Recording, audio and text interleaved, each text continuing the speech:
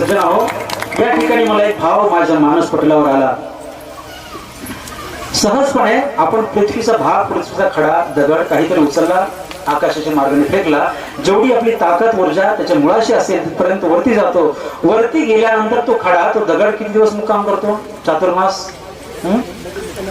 हा, तर खाली येतो. खाली आल्याचं कारण, जर कोणी वैज्ञानिक असेल त्याला जर विचारलं, तो काय सांगतो? पृथ्वीमध्ये गुरुत्व आकर्षण शक्ती असल्या कारणाने तो खाली आला. पण अध्यात्म सांगतं पृथ्वी अंश आहे, तो अंश आहे. लक्षात आलं का? आणि अंशाचं आकर्षण करून घेते. कधी अग्नी प्रज्वलित करा, अग्नीची ज्वाला ही वरती जाते, कारण अग्नी हे सूर्याचं अंश आहे, म्हणून सूर्य भगवान वरती खेचून घेतात. लक्षात आलं का? पाणी टाकल्यानंतर समुद्राच्या दिशेने जातं, कारण पाणी हे समुद्राचा भाग आहे, अविभाज्य अंग आहे. लक्षात आलं का?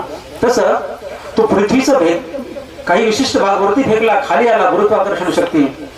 परंतु गुरुत्वाकर्षण शक्ती देखील खाली आणण्याचं सामर्थ्य त्याच्यामध्ये आहे, पण ससीम आहे. लक्षात घ्या, ससीम आहे. कारण ज्या ठिकाणी विमान वगैरे गमन करतात त्याला खाली आणण्याचं सामर्थ्य गुरुत्वाकर्षण शक्तीमध्ये नाही. कारण गुरुत्वाकर्षण शक्ती आहे प्रत्येक धरतीच्या भागामध्ये, परंतु ती ससीम आहे. लक्षात घ्या. परंतु अयोध्या, मथुरा ह्या ज्या धरती आहे, लक्षात घ्या, इतर धरती, तर धरा, इतर पृथ्वीचा भाग ससीम असणाऱ्या पृथ्वीच्या भागाला खाली खेचून आणतात. परंतु अयोध्या आणि मथुरेची धरती असीम असणारा परमात्मा त्यालाही खाली आणण्याचे सामर्थ्य आहे. धरती किती पावनशाली आहे.